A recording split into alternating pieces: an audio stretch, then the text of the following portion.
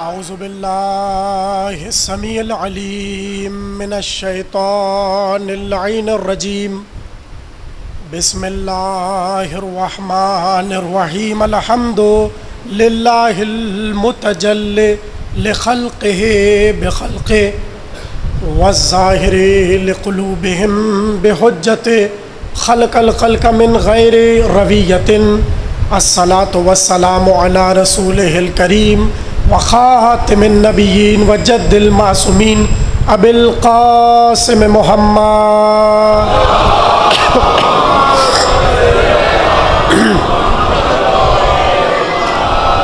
وآلہ الطیبین الطاہرین المعصومین الذین اذہب اللہ عنہم الرجس وطہرہم تطہیرا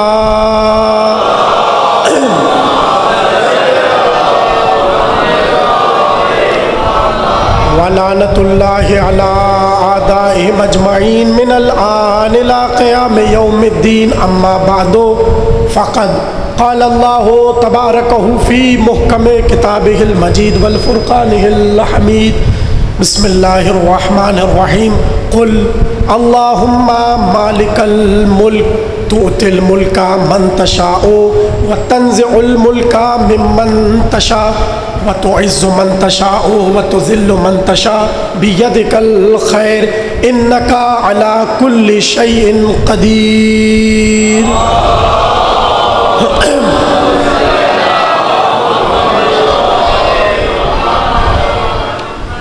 1446 ہجری کے عشرہ محرم کی دوسری تقریر آپ حضرات امام بارگاہ کاظمین میں سماعت فرما رہے ہیں۔ عنوان یہاں کے لیے مقرر ہوا ہے ملک خدا اور ولایت معصوم۔ پہلے ہی جملے سے کل کی تقریر اگر آپ کے ذہنوں میں ہے تو پتہ چل جائے گا بات کہاں تک پہنچی۔ زمانہ جسے چاہے جس ملک میں اپنا ولی اور جو چاہے بنانے کی کوشش کرے، مگر ملک خدا کی ولایت علی کے پاس ہے۔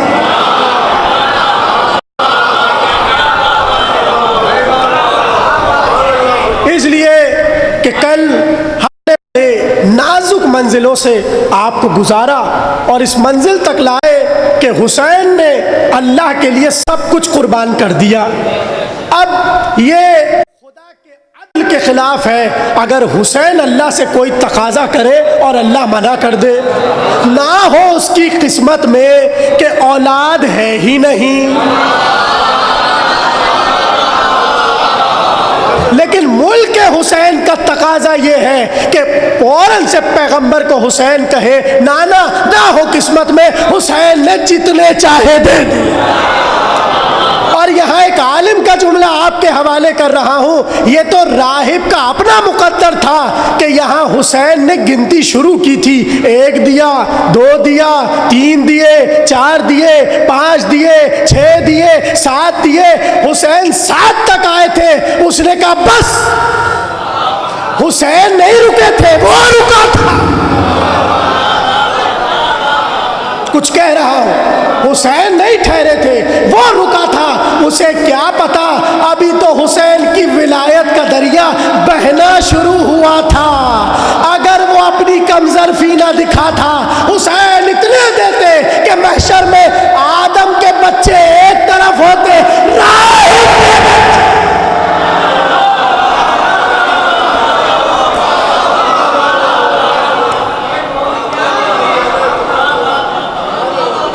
اب مجھے معاف کیجئے گا، مجھے آج ایک کام کرنا ہے اور یہ بہت ضروری ہے۔ یہ جب تک سارا مجمع ادھر نہیں آئے گا میں یہاں خاموش بیٹھوں۔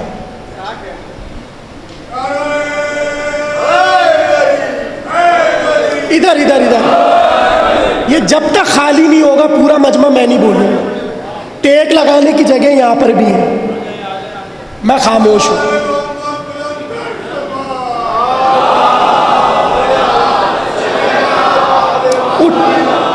اٹھ کے نقیب ادھر آ، ادھر آج تمہاری جگہ بدلے، ہم ادھر آگے ہے، تشریف لائے۔ باقر ادھر ادھر آؤ بھاکر، ادھر آؤ سامنے. یہ ابھی بھی لڑکے ادھر بیٹھے ہیں. بیٹا ادھر یہ جگہ بہت ساری ہے، ادھر آؤ. ادھر تشریف لائے نا، ادھر آئے سب، ادھر آ جائیں.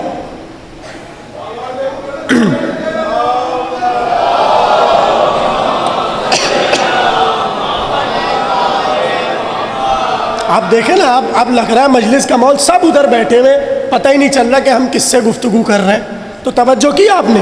کیا عرض کیا ہم نے کہ حسین نے اللہ کے لیے اپنا سب کچھ قربان کر دیا. اب یہ خدا کی شاہی کے خلاف ہے کہ حسین اللہ سے کچھ مانگے اور اللہ منع کر دے.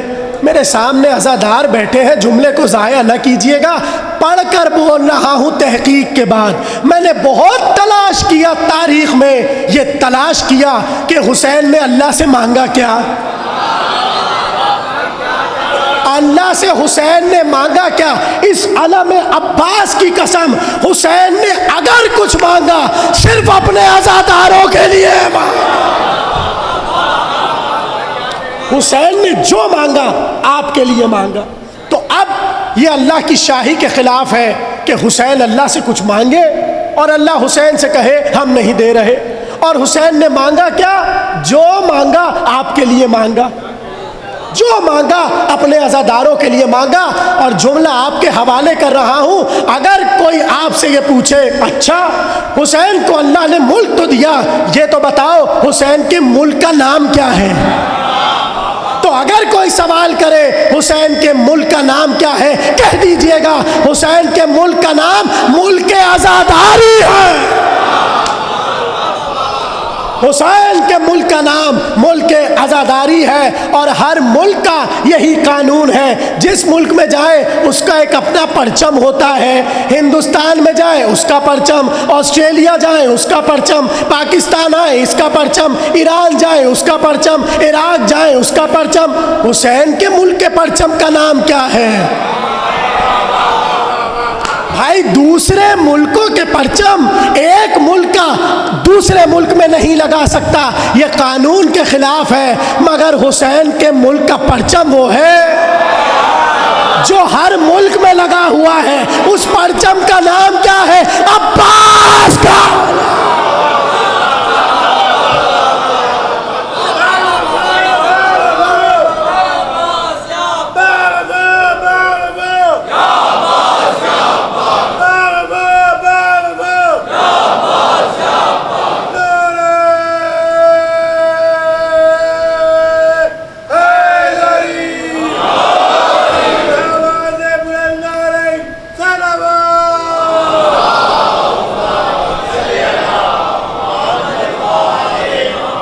توجہ کر رہے ہیں؟ حسین کے ملک کا نام ہے ملک عزاداری، اور حسین کی ملک عزا کے پرچم کا نام ہے عباس کا علم. تو میرا جملہ میں بہت آہستہ سے کہہ رہا ہوں، جہاں بھی حسین کے عزا کا اہتمام ہوگا، چاہے وہ مجلس ہو چاہے جلوس ہو، وہاں کسی اور ملک کا پرچم نہیں آ سکتا. اب اگر جلوس میں آپ کو حسین کے کسی ملک کا پرچم نظر آئے، سمجھ جائیے گا یہ اپنی منمانی کر رہا ہے. حسین کے ملک کے پرچم صرف عباس.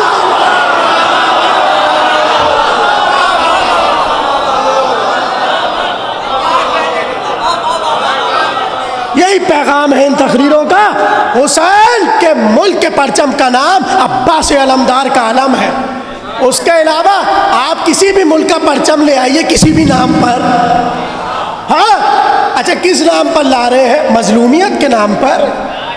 اچھا کیا کربلا کی تاریخ مظلوم تاریخ نہیں ہے جو آپ دوسرے ممالک کو مظلوم بنا کے حسین کی عزاداری میں لا رہے ہیں؟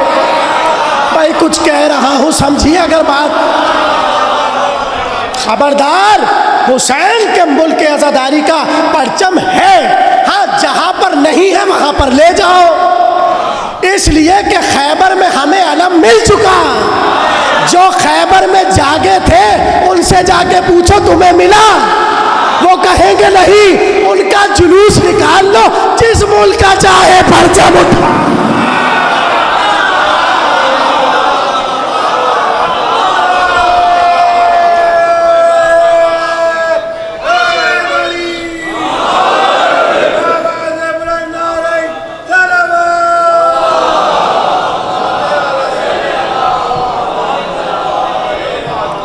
حسین کے ملک کے آزاداری کے پرچم کا نام عباس علمدار کا علم. ہاں جن کے پاس علم نہیں ہے وہ دوسری چیزیں اٹھا لے. ہمارے پاس اٹھانے کے لیے علم بھی ہے, علمدار بھی ہے. ہاں علم بھی ہے, علمدار بھی ہے. اس لیے اس ملک حسین میں جو کہ ملک خدا ہے, ہمیں اور کسی کی ضرورت نہیں ہے. نہ ہمیں کسی ملک کی ضرورت ہے, نہ ہمیں کسی پرچم کی ضرورت ہے, نہ کسی ولایت کی ضرورت ہے. اس لیے کہ ملک خدا میں ولایت حجت خدا کی ہوتی ہے. جس کا ملک اس کے معصوم کی ولایت. یہی ہمارا موضوع ہے, ملک خدا اور ولایت معصوم. مگر ظاہر ہے کہ موضوع کے کچھ تقاضے ہوتے ہیں, تو آج کی حد تک ہم ذرا آیت پر گفتگو کرنا چاہتے ہیں.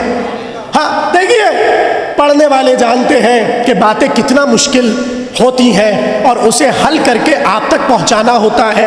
یہ تو آپ شکر ادا کیا کیجئے ان مجلسوں کا کہ یہاں بچہ بھی آ کر وہ سمجھتا ہے جو بوڑھا سمجھ رہا ہوتا ہے. آپ کو پتہ ہے بہت سے لوگ مجلسوں کو کیوں الٹی سیدھی باتیں کرتے ہیں, اس کی وجہ سن لیجئے. وہ آ جاتے ہیں کبھی بھٹکتے بھٹکتے, اب وہ جب آپ کے درمیان آ کر بیٹھتے ہیں اور یہ آپ کے لال چہرے سرخ خوشی سے, یہ آپ کے حیدر حیدر, وہ بار بار اپنے کو دیکھ کر انہیں ایسا کیا سمجھ آ رہا ہے جو ہمیں نہیں سمجھ, یہ کیا باتیں انہیں سمجھ آ رہی ہیں جو ہمیں نہیں سمجھ آ رہی. تو ان مجلسوں کا یہ فیض ہے, عنوان ملک خدا اور ولایت معصوم. ہم جو آیت آپ کے سامنے پڑھ رہے ہیں, اس سے بہتر آیت اللہ کے ملک کو سمجھانے کی نہیں ہے. ارشاد ہے, اللہ کہہ رہا ہے, قل, اے حبیب کہیے, اے حبیب کہیے. کیا کہنا ہے؟ اللہم مالک الملک, پروردگار تو ہے ملک کا مالک. توتی الملک من تشاء وتنزع الملک ممن تشاء, تو جسے چاہے ملک دے دے, تو جس سے چاہے ملک چھین لے. وتعز من تشاء وتذل من تشاء, جسے تو عزت دے اسے تو نے دے دی, جسے تو ذلیل کرنا چاہے اسے تو نے ذلیل کر دیا. بیدک الخیر, یہ تیرے ہاتھ میں ہے. ہاتھ میں تو ہے مگر ہاتھ نہیں ہے. عزت اللہ دیتا ہے, ذلت اللہ دیتا ہے, ملک اللہ دیتا ہے, ملک اللہ چھینتا ہے, مگر ہاتھ سے دیتا ہے. ہاتھ اس کے ہے نہیں, کسی کو تو اپنا ہاتھ بنا کر زمانے کو بتا رہا ہے عزت چاہیے حسین سے لے لو ورنہ زمانے میں ذلیل.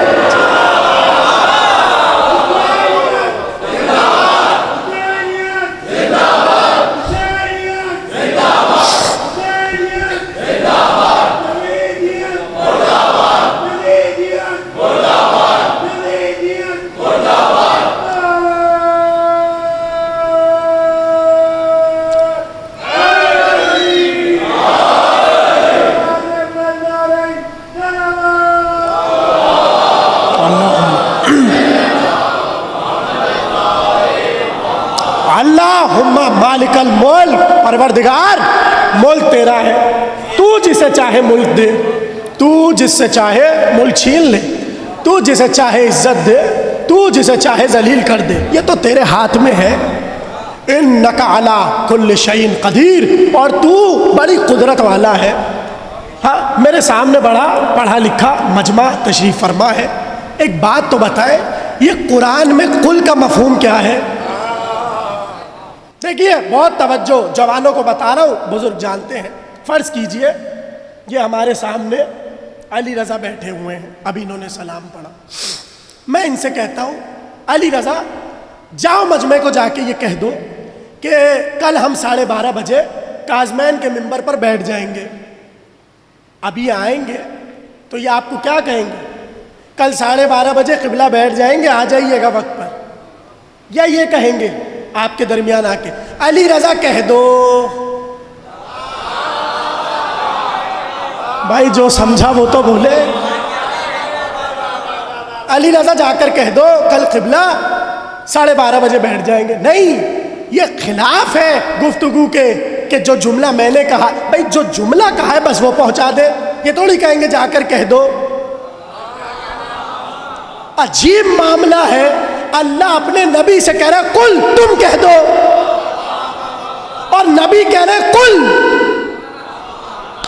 ہائے ہائے, دیکھیے فلسفہ سمجھیے. اللہ کہہ رہا ہے کل, اے حبیب تم کہہ دو, اور پیغمبر کہہ رہے کل. ہونا یہ چاہیے تھا پیغمبر کل نہ کہتے, ڈائریکٹ اپنی بات اللہ کی پہنچا دیتے. نہیں, کل کہہ کر بتایا کہ اس کی طرف سے اگر کل بھی آتا ہے ہم وہ بھی پہنچاتے ہیں. بھائی جملہ جملہ آپ کے سپرد, جو اپنے پاس سے کل نہیں کہتا وہ اپنے پاس سے کسی کو کل نہیں مار.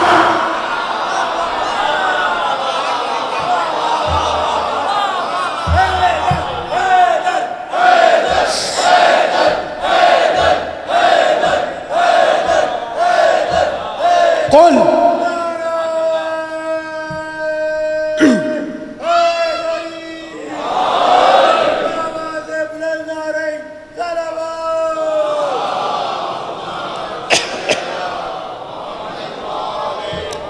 قرآن کی نزاکتوں کو سمجھیے. قل, اے حبیب کہہ دیجئے.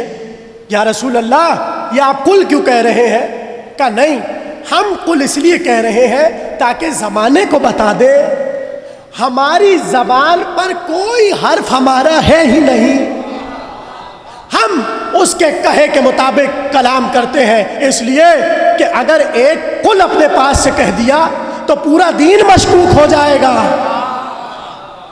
اچھا دیکھیے اس کے پیچھے ایک اور بلاغت ہے.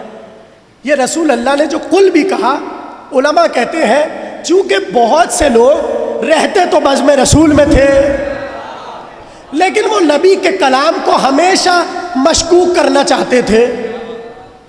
میں وہ بڑی دلیل ہے آپ کو وہ سنانے کے لیے کہ کیسے کیسے انہوں نے کلام کو مشکوک کیا, لیکن میری مجبوری ہے, وہ میرا کازمین کا موضوع نہیں ہے, وہ موضوع ہے میرا جیون کورنگی کا, اور کل میں اسی پہ تقریر کروں گا وہاں پر. لیکن آپ کو ذرا سے ایک جملہ کہہ کر آگے گزر جاؤں. پیغمبر نے اپنے پاس سے کل بھی نہیں کہا, اس لیے تاکہ میں جو بھی کہوں یہ مجھ پہ شک نہ کرے, جو بھی کہوں یہ مجھ پہ شک نہ کرے. اس لیے کہ پیغمبر کو بہت سے ایسے کام کرنے تھے جو سب کے خلاف تھے, ایک کے حق میں تھا. چلیے ایک جملہ کہہ کر آگے بڑھ جاؤں. کیا یہ آسان تھا پیغمبر کے لیے کہنا سب اپنے دروازوں کو بند کر لو؟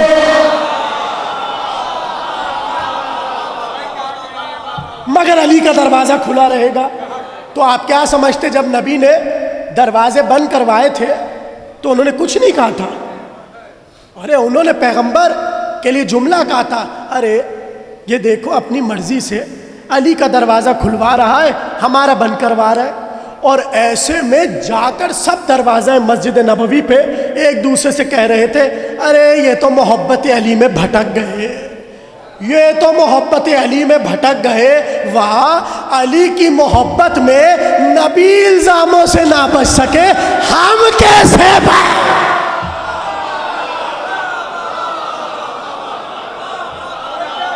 آیت آئی قرآن کی آیت, بسم اللہ الرحمن الرحیم, ون نجم اذا ہوا ما ضل صاحبکم وما غوا وما ینطق عن الہوا ان ہوا الا وحی یوحا. سنو ہمیں ستارے کی قسم, نہ تمہارا صاحب بہکا ہوا ہے نہ بھٹکا ہوا ہے.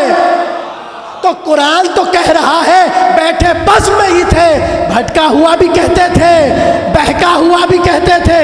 تو پوچھئے تو جا کر یہ کیوں بہکا ہوا کہتے تھے, یہ کیوں بھٹکا ہوا کہتے تھے؟ تمام علماء نے لکھا جب بھی علی کی فضیلت میں نبی کچھ بھی کہتے تھے یہ کہتے تھے بہکا ہوا ہے, بھٹکا ہوا ہے, اپنے پاس سے بولتا ہے. اللہ نے آیت رکھی وما ینطق عن الہوا ان ہوا الا وحی یوحا, یہ اپنے پاس سے نہیں بولتا, یہ وحی بولتا ہے. پتہ چلا دروازے تمہارے نبی نے نہیں بند کروائے, اللہ نے بند, نبی نے نہیں بند کر, اللہ نے بند کروائے. قل, اے حبیب کہہ دیجیے. گویا بہت سے لوگوں نے کوشش کی کہ نبی کے قل کو مشکوک کرے.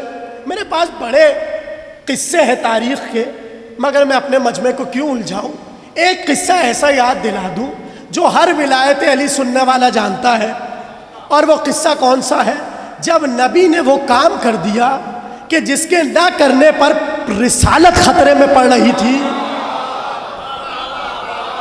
بولے اگر بات سمجھ آ رہی ہے۔ پتہ ہے نا آپ کو کیا کہا؟ بلغ، پہنچائیے۔ پہنچا دیا نبی نے پیغام کیا تھا؟ من کنت مولا فہذا علی مولا، ولایت کا اعلان ہو گیا۔ اب مشکوک کیسے کیا پیغمبر کے جملے کو وہ دیکھیے۔ ایک آیا جلا ہوا اور سڑا ہوا، ہاں، اور آ کر کہنے لگا یہ تو بتائیے، یہ آپ نے نماز دی، روزہ دیا، حج دیا، زکوٰۃ دیا، خمس دیا، جہاد دیا، ہم نے سب قبول کر لیا، یہ آج آپ اپنے بھائی کو ہم پر نافذ کر کے جا رہے ہیں، تو یہ کیا آپ نے پاس سے کر رہے ہیں یا اللہ کی طرف سے کر رہے ہیں؟ اچھا اس کی ٹیکنیک دیکھیے، نماز میں تو اس نے یہ نہیں کہا تھا، روزے پر تو اس نے نہیں کہا تھا، نہیں، مسئلہ آیا ولایت کا، اس نے کہا اپنے پاس سے کر رہے ہیں یا اللہ کی طرف سے، حالانکہ قرآن کہہ چکا یہ اپنی مرضی سے کچھ نہیں کہتا۔ جاگیں، یہ تو وہی کہتا ہے جو حکم خدا ہوتا ہے، تو اس کے بعد کیا کوئی چیز رہ گئی تھی یہ سوال کرنے کی؟ نہیں سمجھے آپ، وہ کلام رسول کو مشکوک کر رہا تھا، اور مشکوک کرنے کی وجہ کیا ٹھہری؟ چونکہ ولایت ہضم نہیں ہوئی۔ میرا جملہ یاد رکھیے گا، رسول کے کلام کو وہی مشکوک کہے گا جو ولایت علی نہیں مانی۔ اسی کا مارا ہوا تھا۔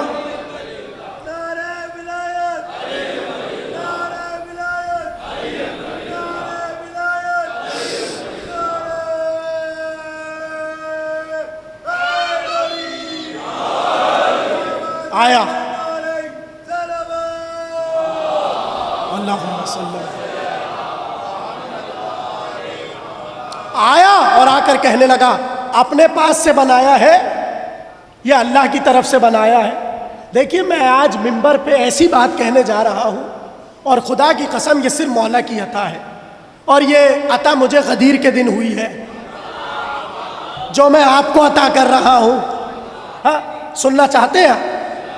آج تک بحثیں ہیں مولا کا مطلب کیا ہے، ہاں دوست ہے، غلام ہے، چچا زاد بھائی ہے، یہ ہے وہ ہے، یہ ہے وہ ہے۔ مسلمانوں سے کتنا بہتر تھا حارث، وہ سمجھ گیا تھا معنی کیا ہے۔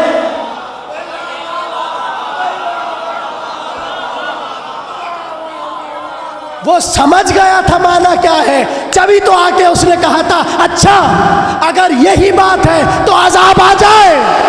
تو بھائی اگر تمہیں مولا کا معنی سمجھ نہیں آ رہا ہم سے نہ الجھو، عذاب۔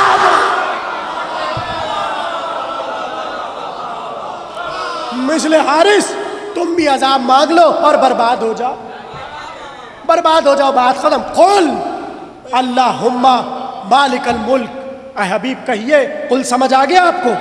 یعنی پیغمبر ایک حرف بھی اپنی پسند سے نہیں کہتا، پیغمبر ایک جملہ بھی اپنے پاس سے نہیں کہتا، حکم خدا اور پیغام رسول۔ قل اللہم مالک الملک، پروردگار تو جسے چاہے ملک عطا کرے، تو جسے چاہے ملک چھین لے۔ زمانہ دیکھیے بہت توجہ کیجئے گا، آج ذرا فکری بحث ہے اور موضوع ظاہر ہے ایک دو مجلسوں میں تو کھلتا ہے، موضوع کھل رہا ہے۔ زمانہ اس ملک کا ترجمہ کرتا ہے حکومت۔ کیا ترجمہ کرتا ہے؟ حکومت۔ ٹھیک ہے، ایک اعتبار سے صحیح ہے، لیکن معصومین نے ملک کا معنی حکومت نہیں کیا۔ پتہ چلا زمانہ کچھ اور لیتا ہے قرآن کو، اہل بیت اور لیتے ہیں، اس لیے نبی نے زمانہ اور قرآن نہیں چھوڑا، قرآن اور اہل بیت چھوڑے۔ توجہ توجہ، کہنے لگے بہت توجہ، کہنے لگے یہ قرآن ہی تو کہہ رہا ہے اللہ جسے چاہے حکومت دے دے اور جس سے چاہے چھین لے، اب یہ کیا آپ ہمارے حاکموں کو برا بھلا کہتے رہتے ہیں؟ نہیں سمجھ رہے آپ لوگ؟ یعنی قرآن سے دلیل لائے اور کہنے لگے ارے بھائی ٹھیک ہے ہم نے بنایا ہے جلد بازی میں، لیکن حکومت تو اللہ دیتا ہے، جسے چاہے دے دے جس سے چاہے چھین لے۔ ہائے ہائے کیسا ہنسایا زمانے نے کاظمین کے مجمع کو، لیکن اب ظاہر ہے مولا نے ہمیں ذمہ داری دی ہے تو آپ کو نکالنا بھی ہمیں ہے۔ انہوں نے دلیل اٹھائی کہ ہمارے حاکم اللہ کی طرف سے ہے، اللہ جسے چاہے ملک دے، اللہ جس سے چاہے چھین لے، یہ ہمارے جو بنائے ہوئے ہیں، ٹھیک ہے ہم نے بنایا ہے مگر حکومت تو اللہ دیتا ہے، اب آپ بھی مانیے۔ اور اس پہ ستم، کہنے لگے دیکھیے یہ تو نہیں ہو سکتا کہ اللہ جس سے راضی نہ ہو اسے ملک دے دے۔ بھائی باریک کام ہے، سمجھیے گا۔ کہنے لگے یہ تو ہو ہی نہیں سکتا کہ اللہ کسی سے راضی نہ ہو اور اسے حکومت دے دے، گویا جنہیں ہم مان رہے ہیں وہ حق پر ہے۔ یہ ان کا جملہ ہے، یعنی جس کے پاس حکومت ہو اللہ اس سے راضی، اور جس سے اللہ راضی وہ حق پر۔ تو فرعون کے بارے میں آپ کا کیا خیال ہے؟ نمرود کے بارے میں آپ کا کیا خیال ہے؟ شداد کے بارے میں آپ کا کیا خیال ہے؟ اگر اللہ راضی ہونے کی بنیاد پر حکومت دیتا ہے تو آپ کے مطابق اللہ نمرود سے راضی ہے، ابراہیم سے راضی نہیں ہے، فرعون سے راضی ہے، موسیٰ سے راضی نہیں ہے، مشرکین مکہ سے راضی ہے، محمد سے راضی۔ ملک کہنے لگے یہ ہمارا پاس دلیل ہے، اللہ جس سے راضی ہو اسے ملک دیتا ہے۔ دیکھیے بہت توجہ سے سنیے گا، آج کل یہ جو ڈپریشن کی بیماری اور انزائٹی کی بیماری بڑھتی چلی جا رہی ہے، اس کا مسئلہ پتہ ہے کیا ہے؟ انسان راضی نہیں ہے۔ یہ دیکھیے ڈپریشن میں وہی مبتلا ہوگا جو اپنا مقابلہ دوسروں سے کرے گا، اور اس بنیاد پر وہ یہ سمجھتا ہے اللہ نے اسے یہ دیا ہے مجھے نہیں دیا، اس سے راضی ہے۔ تو بھائی سارے مسلمانوں کو تو ڈپریشن سے مر جانا چاہیے، اس لیے کہ بڑا تم اسرائیل کا بائیکاٹ کرتے ہو، ہاں مگر چیزیں تو تم انہی کی استعمال کر رہے ہو۔ تو اب ہم یہ کہیں کہ اللہ ان سے راضی ہے؟ نہیں سمجھ رہے آپ لوگ، کچھ سمجھا رہا ہوں۔ دیکھیے اگر اللہ کسی کو نعمت دنیا دے رہا ہے تو اس کا مطلب یہ نہیں ہے اللہ اس سے راضی ہے۔ یہی اس آیت میں پیغام چھپا ہے کہ اللہ جسے ملک دے رہا ہے اس سے راضی ہے۔ اگر یہ وجہ ہے تو میرے مطابق اور آپ کے مطابق اس وقت جتنا ناراض اللہ مسلمانوں سے ہے کسی سے نہیں ہے۔ بدنام مسلمان، دہشت گرد مسلمان، بھائی بولے کیا میں اکیلا مسلمان ممبر پہ بیٹھا ہوں؟ ہاں ٹھیک ہے آپ لوگ مومن ہیں، لیکن مومن سے پہلے مسلمان تو ہے نا، تو تھوڑا سا بولیے تو پتہ یہ چلا اگر اللہ کسی کو نعمت دنیا دے رہا ہے یہ رضایت کی دلیل ہے، تو ایسے تو اللہ مسلمانوں سے ناراض ہے اور باقی کافر مشرک قوموں سے اللہ راضی ہے، اس لیے کہ دن بدن ان کی نئی ٹیکنالوجیز آ رہی ہیں، ان کی نئی وہ ترقی کرتے جا رہے ہیں اور ہم پست ہوتے چلے جا رہے ہیں۔ ان کے ذرا روڈ جا کر دیکھیے اور ذرا کراچی میں ذرا سی بارش کے بعد نکل کر دیکھیے، ہاں سمجھے۔ اس کا مطلب یہ ہے کہ جس کے پاس نعمت اللہ اس سے راضی، جس کے پاس نہیں اس سے ناراض۔ یہ آپ کا بنایا ہوا قانون ہے، اللہ کا نہیں ہے۔ یہ آپ نے اس لیے بنایا تاکہ جن ظالم اور جابر حکمرانوں کو آپ مان رہے ہیں ان کی حکومت کو ثابت کر دیا جائے، حالانکہ اللہ کا یہ قانون نہیں ہے۔ توجہ، بسم اللہ الرحمن الرحیم، کیا مطلب؟ اللہ رحمان بھی ہے، اللہ رحیم بھی ہے۔ علماء کہتے ہیں اور حدیث معصوم ہے رحمان وہ ہر ایک کے لیے ہے، رحیم وہ صرف مومنین کے لیے ہے۔ یہ اللہ کی شان کے خلاف ہے کہ اللہ موسیٰ کو روٹی دے اور فرعون کا کھانا چھین لے۔ کچھ کہہ رہا ہوں، یہ اللہ کی خداوندی اور اس کی وحدانیت کے خلاف ہے، اس کی فضل کے خلاف ہے اور عطا کے خلاف ہے کہ وہ نمرود کو تو کھانا دے ابراہیم سے چھین لے، نہیں، وہ رحمان ہے، وہ سب کو دیتا ہے. ارے سب کو دیتا ہے، بھلے اس فرض کے صدقے دیتا ہے. اس لیے کہ جب یہاں کھانا لگتا ہے حسین کے نام پر تو پوچھا نہیں جاتا حسینی ہو یا کون ہو. یہ رحمانیت کا مظاہرہ ہو رہا ہے، سب کھائیں گے. اللہ رحمان ہے، اللہ چھینتا نہیں ہے. ہاں مگر اس کی ایک صفت ہے رحیم ہونا. رحیم وہ صرف مومنین پر ہے، رحیم وہ مومنین پر ہے. کل کی تقریر میں بڑی تفصیل سے اس پر ذرا گفتگو ہوگی تاکہ سمجھ آئے میں کہنا کیا چاہ رہا ہوں. ابھی بس اشارہ ہے، یعنی اللہ سب کو دے گا، یہ اس کی رحمت ہے. چلے میں ایک واقعہ سناؤں تاکہ آپ تھوڑا حیرت میں آ جائیں. فرعون بیٹھا ہوا ہے اپنے محل میں، ایسے میں قوم آئی اور کہنے لگی پروردگار ہمارے دریائے نیل کا پانی خشک ہو گیا، جانور بھوکوں مر رہے ہیں، کچھ کیجئے. اس نے کہا اچھا جاؤ کرتے ہیں. دوسرا دن ہوا اور کچھ نہیں ہوا. ایسے میں پھر قوم آ گئی اور کہنے لگی اے پروردگار آپ کو ہم درخواست دے کر گئے تھے، آپ نے کام نہیں کیا. اگر آج آپ نے کام نہیں کیا تو ہم آپ کو خدا ماننا چھوڑ دیں گے. دیکھیں میں آپ کو ملک سمجھا رہا ہوں. اگر آج پانی نہیں دریا میں جاری ہوا ہم آپ کو خدا ماننا چھوڑ دیں گے. فرعون نے کہا اچھا تم لوگ باہر کھڑے ہو، میں کچھ کرتا ہوں. اے ہائے ہائے، ایسے میں امام کے جملے ہیں. فرعون اپنے حجرے میں آیا، اپنی پیشانی کو سجدے میں رکھا، اپنے رخسار کو زمین پہ رکھا اور کہنے لگا پالنے والے، پتہ نہیں کیا سن رہے ہیں، پالنے والے تو گواہ رہیو تو میرا رب غفور ہے اور میں تیرا عبد ذلیل ہوں. پروردگار میری خدائی خطرے میں ہے. پالنے والے میری خدائی خطرے میں ہے، میری خدائی کو بچا لے. بس یہ جملہ کہنا تھا. ایک بار باہر شور اٹھا، سبحان اللہ سبحان اللہ، ہمارے خدا نے دریا جاری کر دیا. اس واقعے کو شیعوں نے بھی لکھا اور سنیوں نے بھی لکھا. اور پتہ ادھر کیا لکھا؟ کہ ادھر کوئی فرعون کا کمال نہیں ہے، یہ کمال اللہ کا ہے. واہ، اللہ فرعون کی تو سن لے، عزاداروں کی نہیں سن سکتا.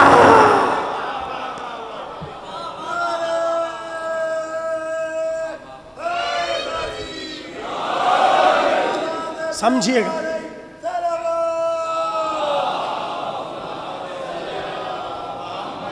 نہیں شاندار صلوات پڑھے تو میں تھوڑا سا چارج ہو جاؤں مل کے. اللہم صلی اللہ. پالنے والے میری خدائی خطرے میں ہے، میری خدائی کی لاج رکھ لے. اور دریا بھی جاری ہو گیا. ارے پروردگار وہ تو تیرے حکم کے خلاف آیا ہے. اب جن علماء نے اس آیت کو دلیل بنایا تھا اگر وہ ہوتے تو جانے کیا ہوتا. اس لیے کہ انہوں نے اسی کو تو دلیل بنایا، جس سے راضی ہے اسے دیتا ہے. تو فرعون کو تو خود خدائی دے رہا ہے اور اس کی خدائی کی لاج رکھ رہا ہے. تو اب آپ کیا کہیں گے اللہ راضی ہے؟ بھائی یہاں تک اگر بات سمجھ گئے تو مجھے بتائیے. یہ ہے لوگوں کا کیا ہوا ملک کا ترجمہ کہ اللہ جس سے راضی ہوتا ہے اسے حکومت دے دیتا ہے. اور یہ کیا کیوں؟ تاکہ جنہیں ہم مان رہے ہیں ان پہ تبرہ نہ کیجیے. یہ بے شمار والی باتیں نہ ہو. کیوں؟ اس لیے کہ اللہ راضی ہے. اگر اللہ راضی نہ ہوتا حکومت نہ دیتا. اب میں آپ کو سمجھا رہا ہوں کہ اللہ نے فرعون کو حکومت کیوں دی. توجہ توجہ توجہ. ایک بار پیغمبر نے پروردگار عالم سے کہا پالنے والے یہ میری قوم کہتی ہے کہ تو نے مشرکین مکہ کو اور اپنے دشمنوں کو مال دیا، دولت دی، اولاد دی، زینت دنیا، زینت حیات، سب کچھ دے دیا، یہ کیا ہے؟ اب اللہ کا جواب آیا سورہ یونس. اللہ نے کہا فلا تو جب کا اولادہم اموالہم ولا اولادہم. اے حبیب یہ آپ کی قوم کو خبردار تعجب میں نہ ڈالے. ان مشرکین کا مال، ان مشرکین کی دولتیں، ان کا مال متاع یعنی جو کچھ دنیا میں ان کے پاس ہے وہ آپ کو تعجب میں نہ ڈالے، بلکہ انما یرید اللہ لیعذبہم بہا، اللہ چاہتا ہے وہ اس کے ذریعے انہیں عذاب دے۔ جو سمجھا اسے میری طرف سے لیکن جو نہیں سمجھا اسے سمجھانا ہے۔ اللہ نے کہا ہے حبیب یہ جو ہم نے انہیں دنیا کی چیزیں دی ہیں، خبردار یہ تمہیں تعجب میں نہ ڈالے، زمانہ اسے ملک کہہ رہا ہے، ہماری نظر میں عذاب ہے۔ بھائی یہی آیت تھی، یزید تخت پر بیٹھ کر نشے میں مست جھوم جھوم کر کہہ رہا تھا، میرا ساتھ دے دے تھوڑا سا۔ یزید جھوم جھوم کر کہہ رہا تھا میرے پاس مال ہے، دولت ہے، شاہی ہے، غلام ہے، کنیزیں ہیں، یہ ہے، وہ ہے، ملک ہے، حکومت ہے، سلطنت ہے۔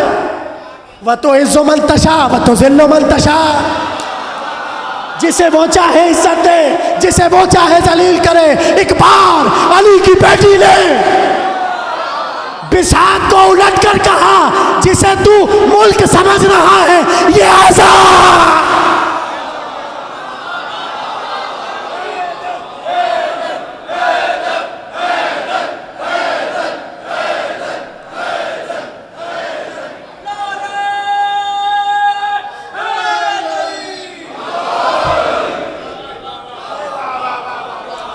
علی کی بیٹی نے جلال کے عالم میں بساط کو الٹا اور الٹ کر بتایا، اے یزید جسے تو ملک سمجھ رہا ہے، جسے تو شاہی سمجھ رہا ہے، یہ شاہی نہیں ہے، یہ عذاب ہے۔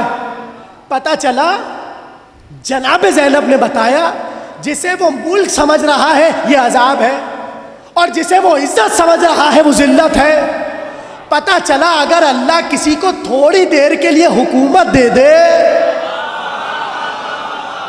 تو وہ اس لیے دیتا ہے تاکہ مشکل گھڑی پڑنے پر یہ یہی بولے علی کو۔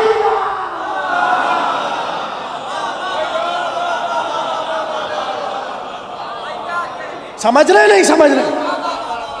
زمانہ کیا کہہ رہا ہے؟ آپ بھی راضی ہو جائیے، اللہ نے انہیں حکومت دی ہے، اور بہا مشیت کیا ہے؟ ہم اس لیے یہ حیات دنیا دیتے ہیں اور یہ ملک اور سلطنت دیتے ہیں تاکہ اصلی مالک کا پتہ چل جائے۔ کچھ بھی نہیں سمجھے آپ بھائی، اگر بظاہر وقت پر علی نہیں آئے تو اس میں نقصان نہیں ہے، فائدہ ہے، اس لیے کہ جب بھی مشکل پڑے گی پتہ چل جائے گا اصلی یہ نہیں گھر میں بیٹھا۔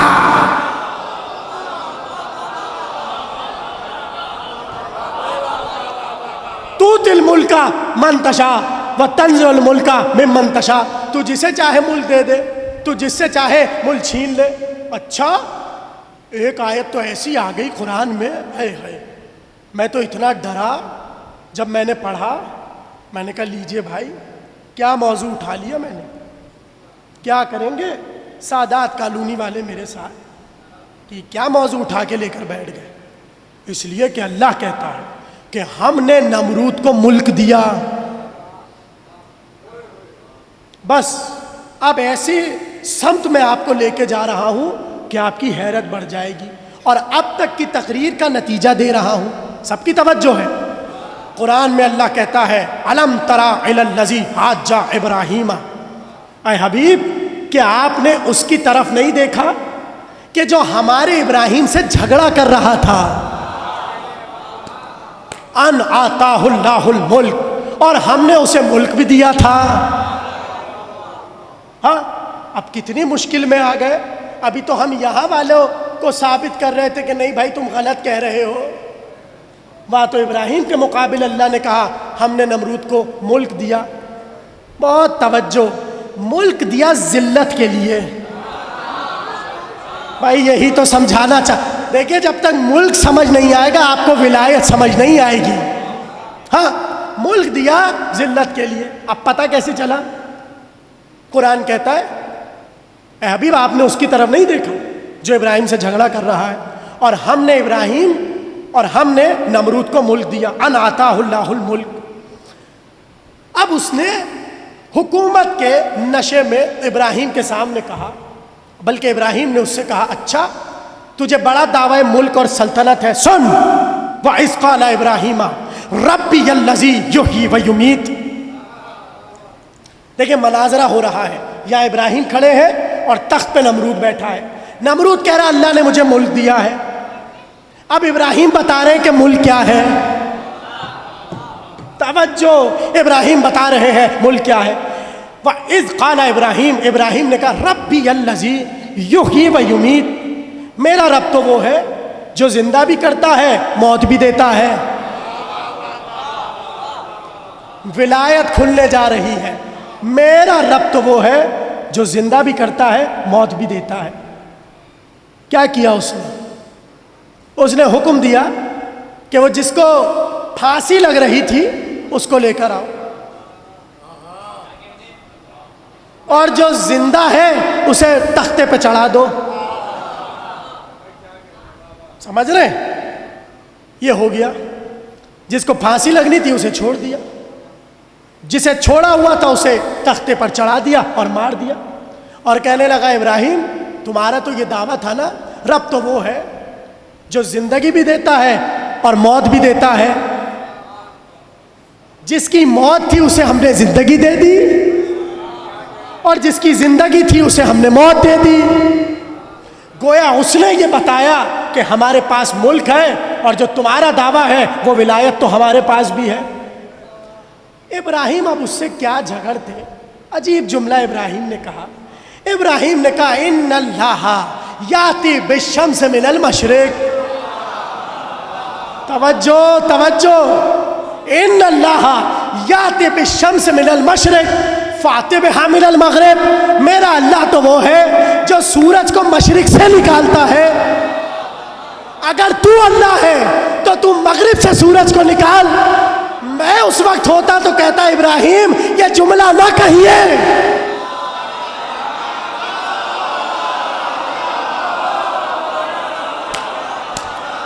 ابراہیم یہ جملہ نہ کہیے کہ رب وہ ہوتا ہے جو مشرق سے سورج کو نکالے، اگر تو رب ہے تو مغرب سے نکال، اس لیے کہ آنکھوں نے دیکھا ایک بار علی نے مغرب سے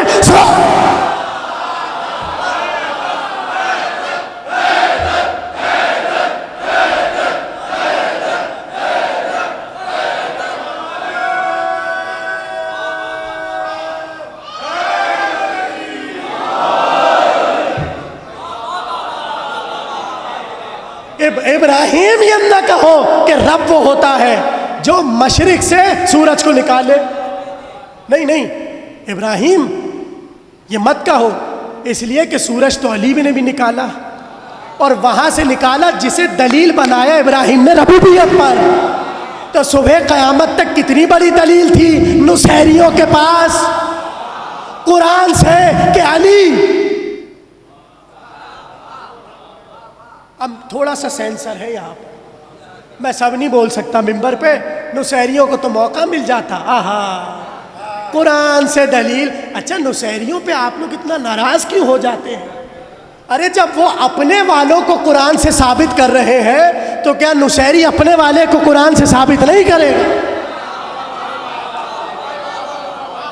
دلیل تو تھی، ابراہیم بڑھ کر کہتے کہ اللہ تو مغرب سے نکالتا ہے سورج کو، اچھا علی نے بھی وہ کر دیا، تو پھر فرق کیا رہا؟ کیا کہنے علی کے، علی نے نکالا کیوں تھا سورج؟ کچھ بھی نہیں سمجھے، نکالا کیوں تھا؟ نماز کے لیے، جو نماز پڑھتا ہے وہ اللہ نہیں۔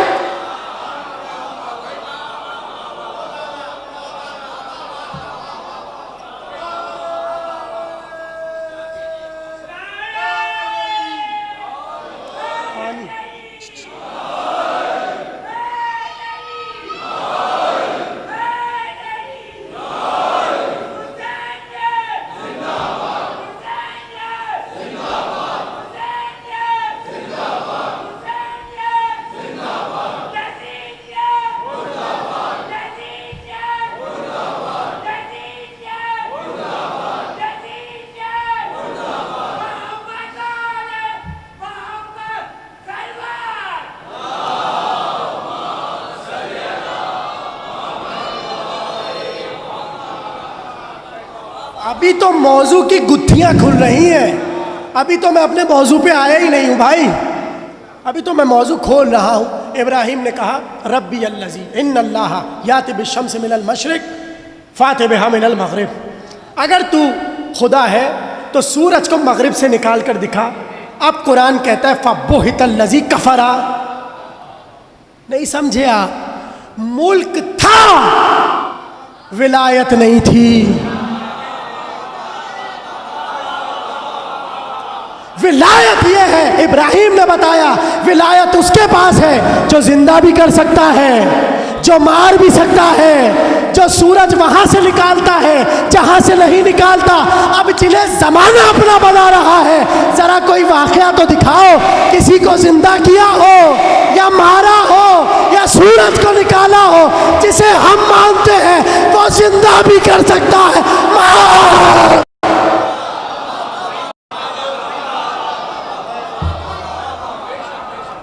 ملک خدا اور ولایت معصوم جسے ہم مانتے ہیں. تو پتہ یہ چلا کہ اگر اللہ زمانے میں کسی کو بظاہر حکومت دے رہا ہے, خبردار متاثر نہ ہوئیے گا, بلکہ وہ تو اللہ اس لیے دے رہا ہے تاکہ اس کی ذلت کا سامان ہو جائے.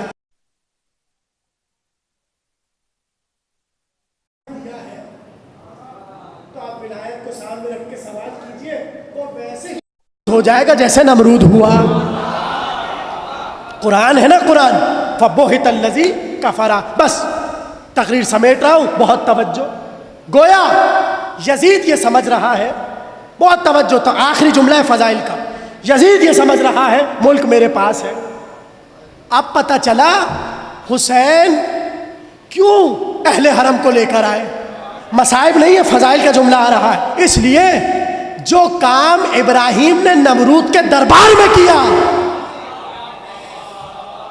وہ کام زینب کو یزید کے دربار, وہی کام کر کے بتانا ہے. جو تو سمجھ رہا ہے وہ باطل ہے, وہ جھوٹ ہے.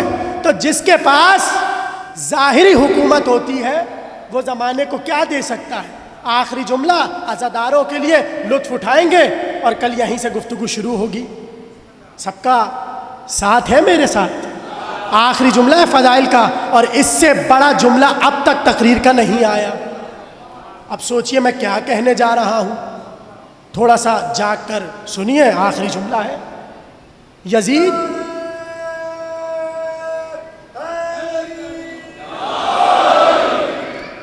یہ سمجھ رہا ہے ملک میرے پاس, حکومت میرے پاس, دولت میرے پاس. بہت توجہ, یہاں سے میں یہ میری اپنی اصطلاح ہے جو میں نے خود بنائی ہے. یہاں سے یہ پتہ چلا کہ ملک دو طرح کا ہے. ایک ملک ہے فرضی, ایک ملک ہے حقیقی. دیکھیے اللہ کے دشمنوں کے پاس جو ملک ہے وہ ہے فرضی, اور اللہ کے ولیوں کے پاس جو ملک ہے وہ ہے حقیقی. تو جس کے پاس ملک حقیقی ہے اسی کے پاس ولایت ہے. توجہ توجہ توجہ, اس کے پاس ولایت ہے. اب یزید کے پاس, نمرود کے پاس, شداد کے پاس, حامان کے پاس, یا جتنوں کے پاس ہے وہ ہے فرضی. کیوں؟ تاکہ یہ ذلیل ہو جائے. ہمارے معصومین کے پاس جو ہے وہ ہے حقیقی. دیکھیے اب تک جو بات بتائی میں نے وہ میری تھی, مگر میری بات کی حیثیت کیا ہے جب معصوم کا کلام آ جائے. توجہ توجہ, یہ آیت لے کے راوی پہنچا امام جعفر صادق علیہ السلام کے.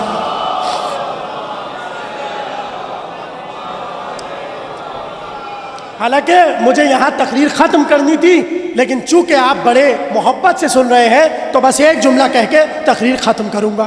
راوی آیا, توجہ توجہ, راوی آیا اور آ کر کہنے لگا, یہ آیت پڑھی اس نے, کہنے لگا الیسا قد آت اللہ بنی امیۃ الملک. مولا کیا ایسا نہیں ہے کہ اللہ نے بنی امیہ کو ملک دیا؟ توجہ توجہ. امام نے کہا لیسا حیث تذہب, خبردار جو تم سمجھ رہے ہو ایسا نہیں ہے. ان اللہ عز و جل آتانا الملک، اللہ نے ملک تو ہمیں دیا ہے، فاخذتہ بنی امیہ، بنی امیہ نے چھین لیا. توجہ، تب ملک بنی امیہ نے چھین لیا. اور پھر امام نے مثال دی کہ سنو، اگر بادشاہ کسی کو کوئی کپڑا دے اور کوئی چور آ کر اس سے کپڑا چھین کر پہن لے،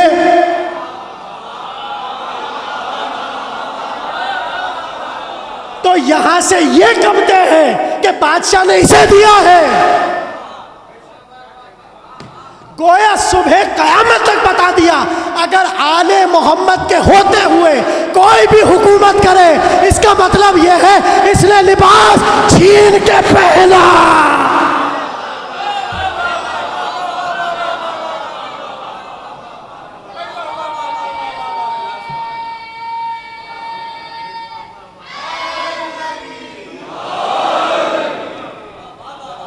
بھائی میری مجبوری ہے، میں جو موضوع پڑھتا ہوں پھر وہی پڑھتا ہوں اس لیے پڑھ لیتا ہوں. میں 2 دن تک آپ کو بار بار ملک اور ولایت ہی کرتا رہوں گا، تو یہی سوچ کے آئیے گا، اس لیے کہ آل محمد کا دیا ہوا اتنا ہے کہ ہمیں دوسروں کے اماموں کے فضائل پڑھنے کی ضرورت نہیں ہے. ارے جن کا ممبر ہے ہم تو انہی کے فضائل پڑھیں گے. ہم کیوں کسی فقہ کے امام کے فضائل پڑھیں ممبر حسین سے؟ ہمیں تو جس امام نے یہ ممبر دیا ہے ہم اسی کے پڑھ رہے ہیں. ختم ہو گئی تقریر. آخری جملہ تو ایک ہے ملک فرضی، ایک ہے ملک حقیقی. امام نے بتایا خبردار، یہ جو تم سمجھ رہے ہو کہ بنی امیہ کو اللہ نے ملک دیا ہے، یہ ملک نہیں ہے، یہ چوری ہے، چوری ہے، چوری. اور اب مجھے علامہ ڈاکٹر سید ضمیر اختر نقوی علی اللہ مقامہ کا ایک جملہ یاد آ رہا ہے، اور میری عادت یہ ہے جس کا جملہ ہوتا ہے اسی کا کہتا ہوں، ٹھیک ہے نا؟ اب عجیب جملہ ابھی آ گیا ان کا یاد، اور آپ تھوڑا سا ان کی روح کو ایصال بھی ہو جائے. ظاہر ہے کہ بڑی خدمت رہی ہے ان کی اس ممبر سے. ان کا جملہ ہے جو آپ کے حوالے کر رہا ہوں. بنی امیہ کون؟ چور. کون؟ سب مل کے بولے. بنی امیہ کون؟ شاباش. اب ہوتا کیا ہے، فرض کیجئے خدا نخواستہ یہاں لائٹ چلی جائے، فرض کیجئے لائٹ چلی گئی، ایسے میں کوئی چور آ گیا اور کسی مومن کے برابر میں بیٹھ گیا. اس نے جلدی سے اپنی کارروائی کرنا شروع کی. ایسے میں لائٹ آ گئی. ابھی وہ چوری کر کے بھاگنا چاہ رہا تھا، لائٹ آ گئی. اب یہاں علامہ صاحب کہتے تھے بتائے چور سب سے پہلے کیا کرے گا؟ چور سب سے پہلے روشنی پہ حملہ کرے گا،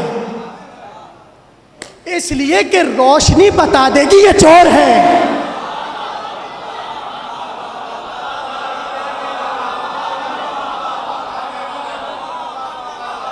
روشنی بتا دے کہ یہ چور ہے. اب پتا چلا آفتاب امامت روشن تھا، بنی امیہ چور تھے.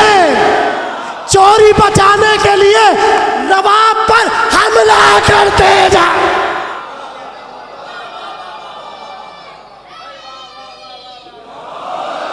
آخری جملہ تقریر کا، جو چور ہوتا ہے وہ چاہتا ہے جلدی سے میں روشنی کو بجھا دوں.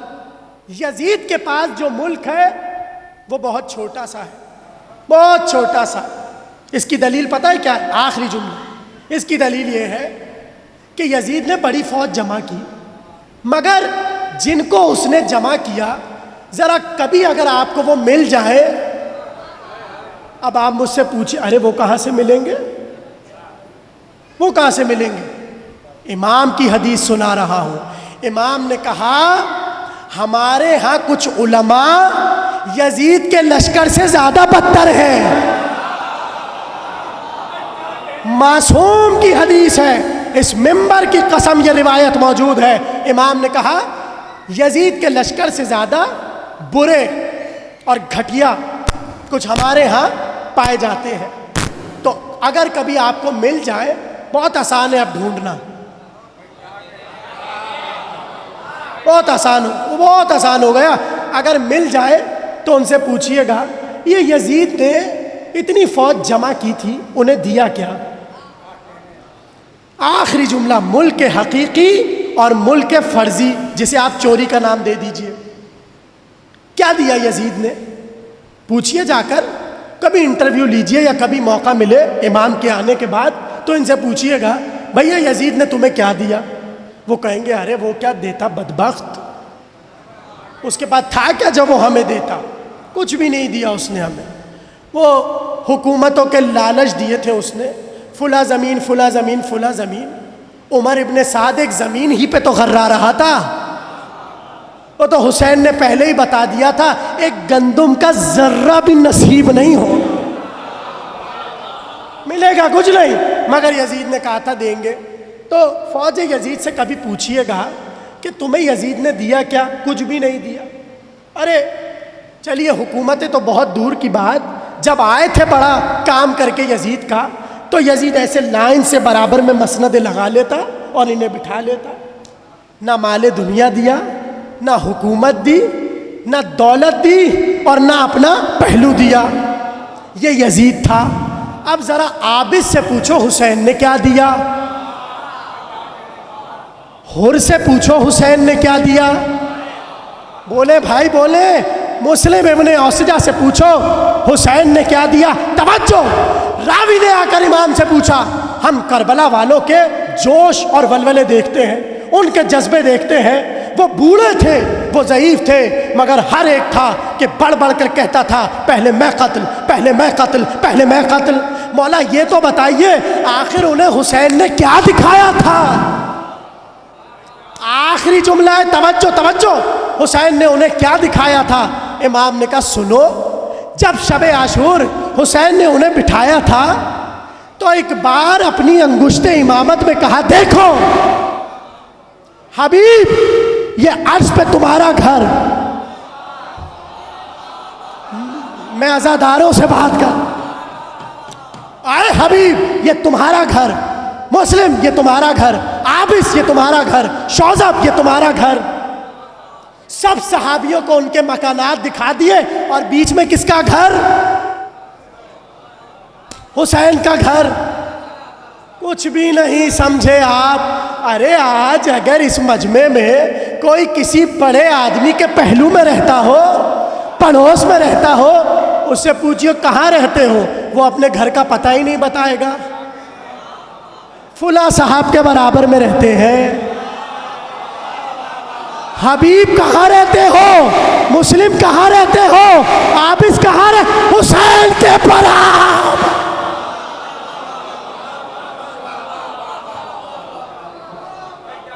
حسین کے برابر میں رہتے ہیں۔ ارے لعنت ہو یزید پر جو اپنا پہلو نہ دے سکا۔ وہاں حسین، جنت میں جاؤ گے وہاں بھی پہلو، کربلا میں جاؤ گے وہاں بھی پہلو میں سو۔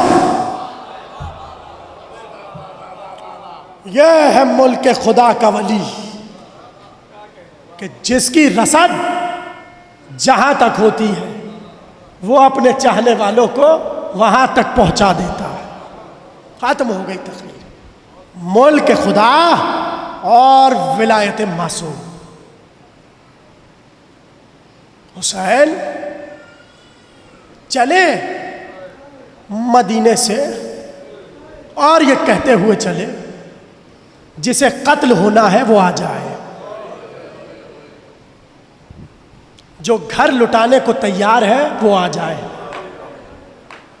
لوگ کہتے ہیں کوفے والوں نے حسین کے ساتھ وفا نہیں کی، تو مدینے کی وفاداریوں کے قصے آپ سنا دیجئے۔ جس مدینے سے حسین نکل رہے تھے کیا کیا یادیں جڑی تھی حسین کی، یہ تو جا کر پردیسیوں سے پوچھئے۔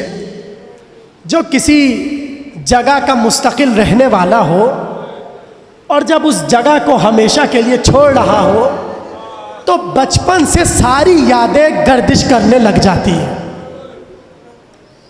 آپ کی آوازیں بلند ہو رہی ہیں، آج تو بہت روئیں گے آپ، اس لیے کہ عجیب مصائب آپ کے حوالے کرنے ہیں۔ ارے جب آخری بار مسجد نبوی میں آئے ہوں گے، حسین کو رسول کا منبر نظر آیا ہوگا، حسین کو بچپن یاد آیا ہوگا، یہی نانا گودی میں بٹھا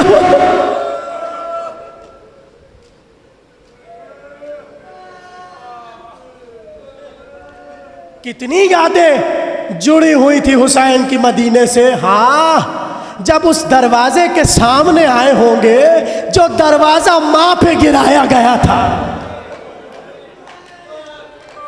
جو رونے آیا ہے اس کے حوالے جملے کر رہا، کیا کیا حسین کو مدینے میں یاد آیا ہوگا. ارے یہی تو مدینہ تھا جہاں شان سے بھیا کے جنازے کو اٹھایا تھا، مگر ہائے اسی مدینے میں بھیا کے جنازے پر تیر لگ گئے. وہ مدینہ حسین چھوڑ رہے ہیں. ہاں کل پڑھ چکا کہ عماریاں تیار ہو چکی اور حسین کا قافلہ روا دوا ہے، مگر لکھا یہ ہے کہ ترتیب یہ تھی کہ سب سے آگے حسین تھے، پیچھے کچھ عماریاں تھی جن پہ مشقیں تھیں، اس کے پیچھے وہ عماریاں تھی جس میں خیموں کا سامان تھا، اس کے پیچھے اصحاب تھے، اس کے پیچھے اور اسباب اہل حرم تھا، اس کے پیچھے بنی ہاشم کے جوان تھے، اس کے پیچھے اہل حرم تھے، اور سب سے آخر میں عباس کا رہوار تھا. ایسے میں عباس چل رہے تھے مگر چلتے چلتے رک گئے. جیسے ہی عباس کا قافلہ رکا، حسین نے پوچھا اے عباس یہ تم نے رہوار کو کیوں روک لیا؟ رو کر کہا آقا ام سلمہ آ رہی. اللہ اکبر. عزادارو آج جس بچی کے میں مسائل پڑھنا چاہ رہا ہوں اس بچی کو تو جانتے ہو نا، اسے فاطمہ صغریٰ کہتے ہیں. جو جوان میرے سامنے بیٹھے ہیں اللہ آپ سب کی بہنوں کو سلامت رکھے. جو یہاں بھائی بیٹھے ہیں پردے میں بہنیں بیٹھی ہیں، بھائی بہن کا رشتہ بڑا عجیب ہے. بھائی اگر کہیں باہر چلے جائے تو بہن کے دل سے پوچھئے، بہن تڑپ رہی ہوتی ہے. اگر حالات ناسازگار ہو جائیں، اچھے حالات نہ ہو تو بہن کا کلیجہ منہ میں رہتا ہے اور بار بار کہتی ہے میرا بھیا کب آئے گا، میرا بھیا کب آئے گا. جانتے ہو عزادارو جب قافلہ رخصت ہو رہا تھا مگر حسین نے دیکھا سب نے صغریٰ سے وداع لی. عباس ملے، زینب ملی، اون محمد ملے، سب صغریٰ سے مل رہے تھے مگر علی اکبر صغریٰ سے نہ ملے. کیا سن رہے ہیں آپ؟ اللہ علی اکبر صغریٰ سے نہ ملے. جب قافلہ تیار ہو گیا اور قافلہ چلنے لگا، حسین نے دیکھا علی اکبر خاموش ہے، کچھ نہیں بول رہے، سر کو جھکائے ہیں. حسین نے قریب بلایا، کہا میرے لال یہ سر کو جھکایا کیوں ہے؟ صغریٰ سے مل لیے؟ رو کر کہا بابا میں صغریٰ سے نہیں ملا. اے علی اکبر تم کیوں نہ ملے؟ بابا میری ہمت نہیں ہو.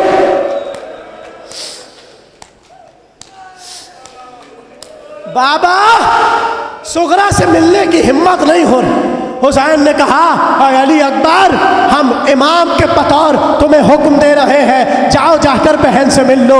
ہاں علی اکبر آئے اس حجرے میں جہاں صغریٰ بیٹھی ہوئی تھی. کہتے ہیں صغریٰ بیٹھی ہوئی تھی ایک کونے میں، حجرے کے گوشے میں صغریٰ گردن کو نہڑائے ہوئے، سر کو جھکائے ہوئے خاموشی سے بیٹھی ہوئی تھی. مگر جب علی اکبر کی خوشبو آئی صغریٰ تڑپ گئی. ایک بار بھائی کی خوشبو کو دیکھا، بھائی کو آتا ہوا دیکھا، باہیں گردن میں ڈال دی، رو کر کہا مجھے معلوم تھا میرا بھیا مجھے چھوڑ کے. شاباش. اللہ سب بہنوں کو سلامت، اللہ ہر بہن کے بھائی کو سلام. کیا شان کا گریہ ہے، کیا روحانی مسئلہ. اللہ اکبر. صغریٰ نے کہا بھیا مجھے معلوم تھا میرا بھیا مجھے لینے آئے گا. ایک بار کیسے سمجھاتے بہن کو، تھر تھراتا ہوا ہاتھ صغریٰ کے سر پہ رکھا، رو کر کہا صغریٰ علی اکبر وعدہ کرتا ہے جہاں کہیں سکون کی سانس لوں گا میں تمہیں لے لوں. مگر صغریٰ ابھی تمہارا جانا مناسب نہیں. ابھی تمہارا جانا مناسب نہیں ہے. سمجھایا علی اکبر نے سغرا کو. بہن سمجھ گئی مگر بہن تھی نا بہن, رو کر کہنے لگی اچھا بھیا ٹھیک ہے, تم نے وعدہ کیا, میں سمجھ گئی, میں مان گئی. جہاں بھی راحت کی سانس پاؤ گے سغرا کو لینے آ جاؤ گے, مگر بھیا ذرا میری نبض پہ ہاتھ تو رکھو.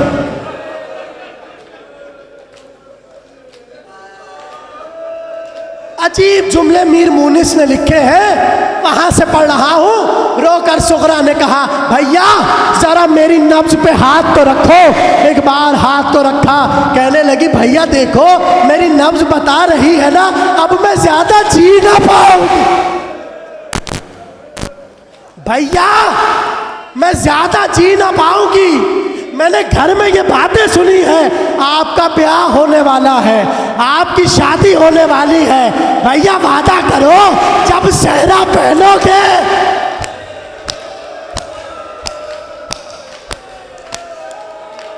جانے اگلا جملہ کیسے سنیں گے. سب سے قیامت کا جملہ. سغرا نے کہا بھیا گھر میں سنا ہے آپ کی شادی ہونے والی ہے, بھیا جب صحرا پہننے لگو بہن کو بھول, بہن کے بغیر صحرا نہ پہننا. سغرا تڑپ تڑپ کے کہتی رہی, جانے کیا خیال آیا. رو کر کہنے لگی بھیا میری نبض دیکھ لی نا, میں زیادہ جیوں گی نہیں, شاید تمہارے صحرا پہننے سے پہلے سغرا مر جائے. بھیا تمہارے صحرا پہننے سے پہلے شاید سغرا مر جائے. بھیا بس میرے سر پہ ہاتھ رکھو اور وعدہ کرو اگر سغرا مر جائے اپنی دلہن کو لے کے سغرا کی قبر پہ آ. آخری جملہ آپ نے گریہ کیا, مولا آپ کو آباد رکھے. یہ تھی سغرا کی علی اکبر سے ودا. آخری جملہ. جب عباس نے قافلہ روکا, حسین نے کہا کیا ہوا عباس, قافلے کو کیوں روک لیا؟ توجہ, ایک بار کہنے لگے آقا بی بی ام سلمہ آ رہی ہے, تنہا نہیں آ رہی, فاطمہ صغرا بھی آ رہی, فاطمہ صغرا بھی آ رہی. قافلہ رکا, بیبیاں اتری, حسین آئے, بڑے حسرت سے بیٹی کی طرف دیکھا, کہا صغرا تم ودا کر تو چکی تھی, اب کیوں قافلے کو روکا؟ بہت روئیں گے آپ. تڑپ کر کہنے لگی بابا بس ایک بار اصغر کی صورت.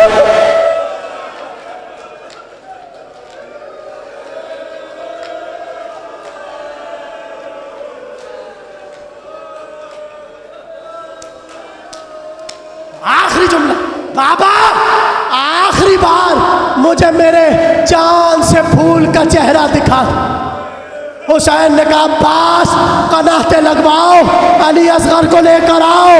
رباب آگے بڑھی, علی اصغر کو لے کے بڑھی, سغرا کے قریب آئی. جیسے ہی سغرا نے دیکھا ہاتھوں کو پھیلایا, علی اکبر بہن کی کو سغرا نے چومنا شروع کیا. کبھی رخسار کو چوما, کبھی ماتھے کو چوما, کبھی گلو کو چوما, کبھی ہاتھوں کو چوما, کبھی پیروں کو چوما. ایک بار حسین نے کہا رباب اب سغرا سے اصغر کو لے. رباب آگے بڑھی, کہا لاؤ سغرا اب علی اصغر کو دے دو, ہمیں جانا ہے. سغرا نے کہا اماں لیجئے, اگر بھیا آتا ہے تو آپ لے لیجئے. رباب نے ہاتھ پھیلائے, علی اصغر گود میں. رباب نے رو کر کہا آقا زادی زینب آپ علی اصغر کو لے لیجئے. زینب آگے بڑھی, اصغر گود میں نہ آئے. عباس آگے بڑھے, اصغر گود میں نہ آئے. کلثوم آگے بڑھی, اصغر گود میں نہ آئے. ایک بار حسین آئے, سغرا پیچھے ہٹی, کہا بابا چھینیے کر.